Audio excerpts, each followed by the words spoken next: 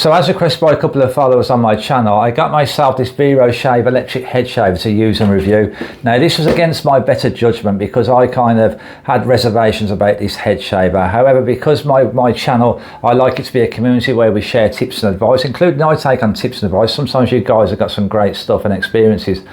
But I also like to review some products that people recommend or would like me to see reviewed. That'll be some products.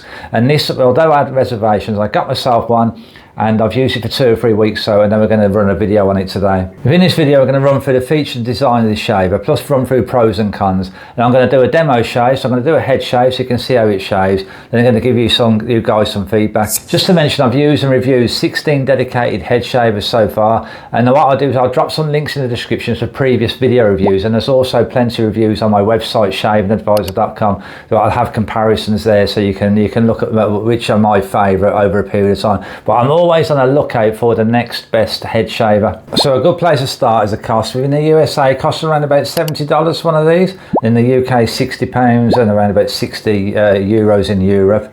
So I kind of, that's within the kind of price range of similar shavers to the Flex Series, the Freebird Flex Series Pro and the School Shaver Silver Pro. So from this shaver, I expect it to be able to perform something like them, or hopefully even better. That's what I hope for. But a bit of a spoiler alert, it did not come anywhere close to the School Shaver Silver Pro plus the Freebird Flex Series Pro. However, it does have a few nice features. And remember, that's just based on my experience. Some people have other views and experiences and preferences. Keep in mind that if you purchase this from the Veroshave official website, that it's one of them men's grooming websites that has the box already ticked for purchasing it with a blade replacement subscription. So if you leave that box ticked, then every 5 weeks you're going to be paying for new black blades, which in the US are around about $20. So if you purchase it from the website, you need to unclick that and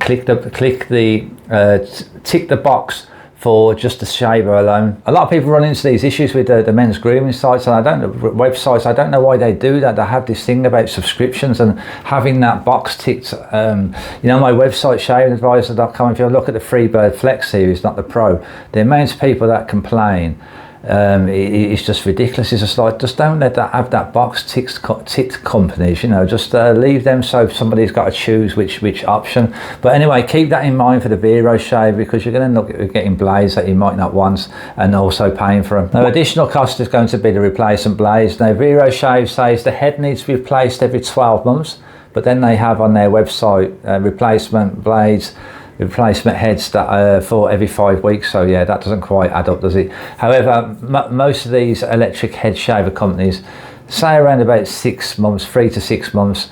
I kind of always aim for around about 12 months really. Most electric shavers should be able to get 12 months out of blades before you need to replace them. But Veroshave's advice is to replace the head every 12 months. And the cost of replacements in the US are around about $32, and I looked for the UK around about £26, and in Europe, in the EU, it's around about 32 euros. So that price is about average and about normal for most electric head shaver replacement blades, replacement heads. Something I noticed when I took a look at the Amazon listing was that it had a small box there saying that this warning, this shaver has had many returns. So that's a little bit off-putting, isn't it? It's not, yeah, it doesn't give us much confidence in it that many people are returning these. Now, I don't like to judge too much, but another peculiar thing was on the box here, it says rechargeable design for more convenient use, but if we take a look, convenient is spelled wrong. Now, I mean, to be on the box like that is you know, come on, that's something that should be fixed. Just makes you wonder if they can make mistakes like that and not fix them.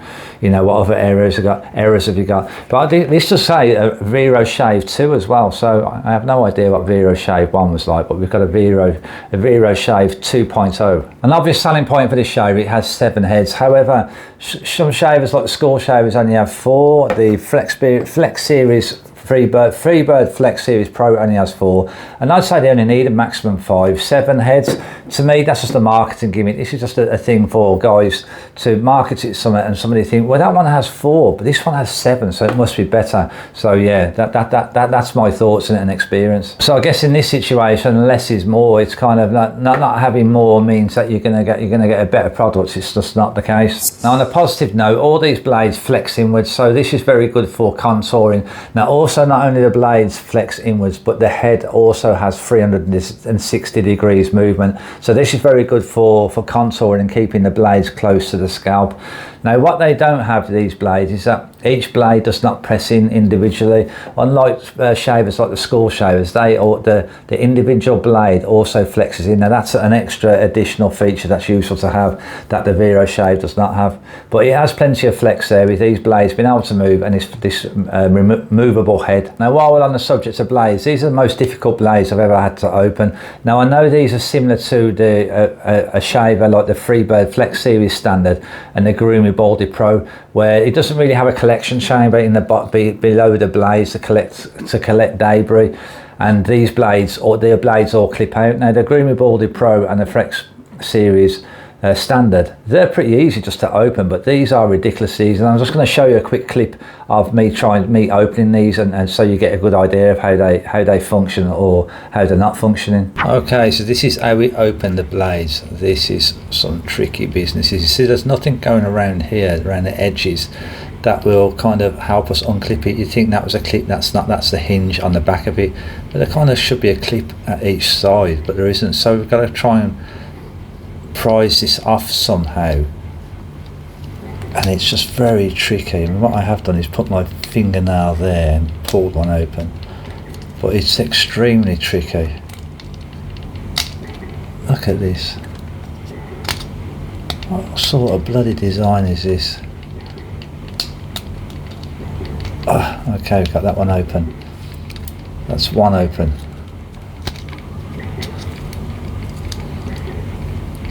I'm sure you can find a better technique, but I can't see how there is a decent technique. Try and push one down and then pull it at the bottom. So I've just popped that one completely out. I've got to get that back inside now, and that is a real pain. So anyhow, I think that probably shows you enough. Okay, that one opened easily enough. It's getting a bit easier as a couple of 3 or so of them are already open. Oh, you've got the last one there to get open. Right, that's all of them open, apart from I've got to fix that one back on. What a mission it is. And then we have the centre one after getting this open. The centre one, I believe, just turns. Yeah, that just turns.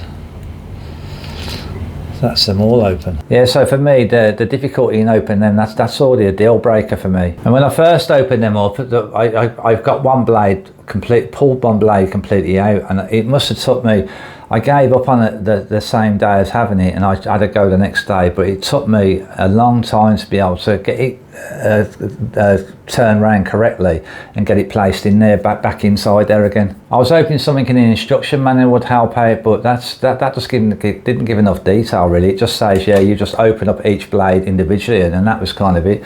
Another thing when you open them blades is that they just don't stick open, they keep flopping back inwards. So yeah, complete pain in the backside. So Veroshave states that we get 60 minutes runtime from the shaver, which is pretty standard for electric head shavers. And after I used it for a period of time and then recharge it, I'd say that's around about right. Around about 60 minutes I got out of it, 50-60 minutes. It's one of those shavers that comes in a kit, like a trimmer and an ear and nose trimmer, and the trimmer has some guards that come with it as well, so the guards can be put on and we can give our hair a trim. Now I kind of look at these as a marketing gimmick as well. You start to, when you look at a head shaver, you think, oh, with this head shaver, it has a trimmer with it as well, and a nose trimmer. This one must be better. For me, they will work. I haven't used this one with a Veroshave because I've not needed to. But in my past experience, that these will kind of work in not a great way. So all right if you're desperate and you've got no other kind of dedicated trimmer or hair clippers with you, but they're not great. But for me, don't need to have much more chat about them. They're just they are what they are, and it's a kind of, in my view, a marketing gimmick. So like most electric head shavers these days and facial shavers, it can be used shaving wet or dry. Now I did use it shaving wet with some traditional shaving cream on my head, and it was no more comfortable. Actually, it felt a little bit more uncomfortable. So yeah, but if you want to be able to electric shave wet, with your favourite lubricant, then you can go for it. But for myself, it wasn't that comfortable, or less comfortable. Now, one thing about this shaver, it's kind of a peculiar shape, and it's a dome shape. It does fit in, it fits in the palm well enough, so it's not got a great ergonomics, you know, so like something like this, how the school shavers work, where it's got really good ergonomics for shaving your head.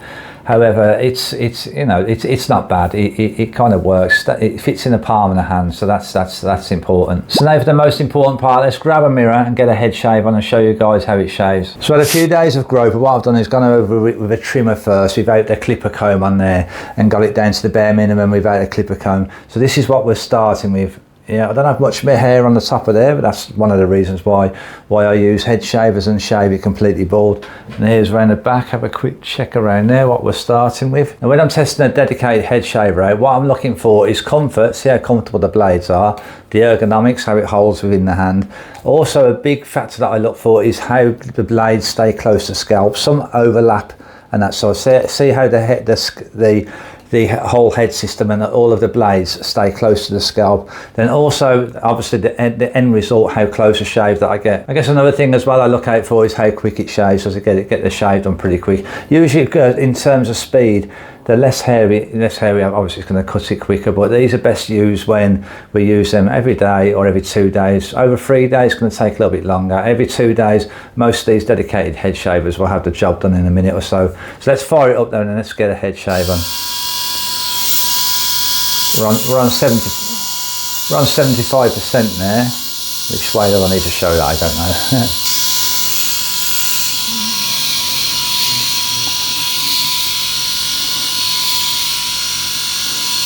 Okay, we can see that the blades are more or less staying close to the scalp enough, hugging the scalp. That's good.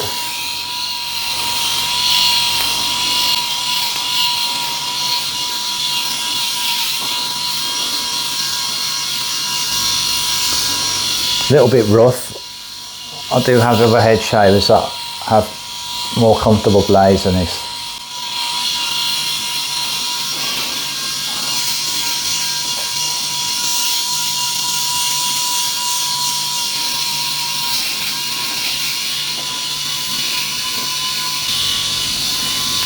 Let's show you around the back of the head.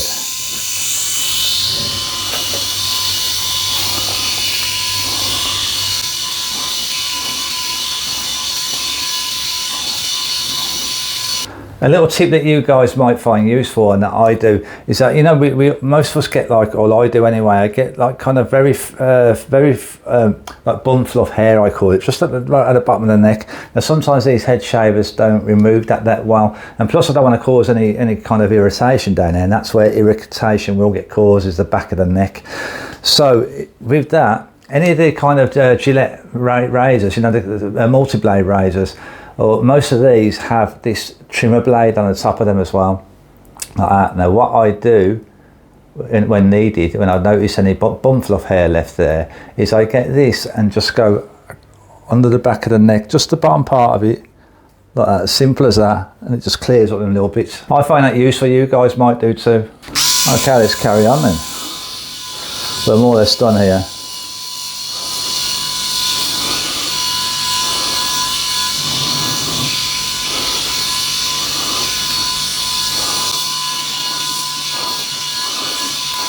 Okay, so that was done.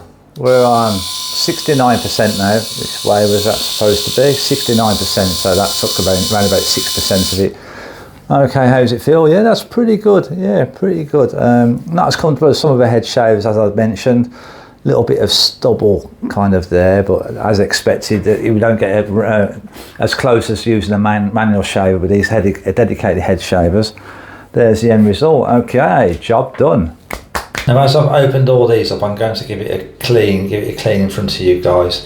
What I would usually do is put some antibacterial soap inside here, which I still will do, but then what I would usually do is close these up, run some water in here, let them get a good clean, then rinse it out after. But I actually don't want to put anything inside here, close them, and have to reopen them again, because as you've seen, they're bloody difficult to open. So I will put a bit of antibacterial soap on there, but it's not going to do that much good, because I'm just going to rinse them like it is, you know, under the tap like that. I can't bloody close one of them now. Okay, let's rinse it like that. So that's the way I'm going to clean it really. That's the way I often clean it. That's the centre blade. It's still clean up well enough. But you know, I would really like to be able to close these up and give it a good clean. And then open them back up again. But I can't bother to be closing them all up and reopen them again to dry it out. Okay, so perfectly clean anyway. And I'll just leave them to sit open for a couple of hours or so until it dries out. If these blades wasn't so difficult, they wouldn't be that tricky to clean, but having the blades so difficult to keep opening, that makes it tricky to clean. Okay, so job done. Yeah, the shave is pretty close, as I mentioned, not as close as a manual razor. The ergonomics are not too bad. It holds in the palm of the hand well.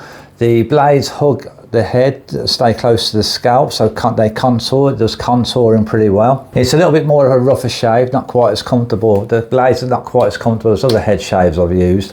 Now I prefer shavers that have a collection chamber where you pop the blade, a part of the blades off, and you can have a collection chamber inside the head of it, where these fold out blades, but some guys prefer these fold out type of blades. Now I've had some people comment in the past where they prefer the Freebird Flex Series Standard with this fold out design more so than the Flex Series Pro that does not have the fold out design. And I think that's because they feel that the blades hug the scalp much better, and I kind of get that side. I kind of get that side of it. But if you do like that type of feature where the blades fold out like that, the Flex Series Standard and the Grooming Baldy Pro are better shavers for that, because it's a lot easier and they actually function properly. You can actually open them properly without a major struggle and them falling apart. One thing I'm not sure about is whether this middle blade, the centre blade, actually makes contact. It may do, but we'd kind of have to press it in quite tight. But I'm not sure if that blade there makes contact with the scalp. Maybe it does, I'm not sure. Anyway, that's a wrap, guys. And what I'd recommend is take a look at the description of the links that I put there to the best electric head shavers roundup on my website, shavingadvisor.com. Plus there's a video on that, and I'll throw whatever links I can in the description for you guys. That should be useful. If you haven't subscribed as yet and you want to stay up to date with the latest reviews that are coming out, do hit the subscribe button. You'll get a notification once a video is live. Thanks for watching, guys. Have a great day.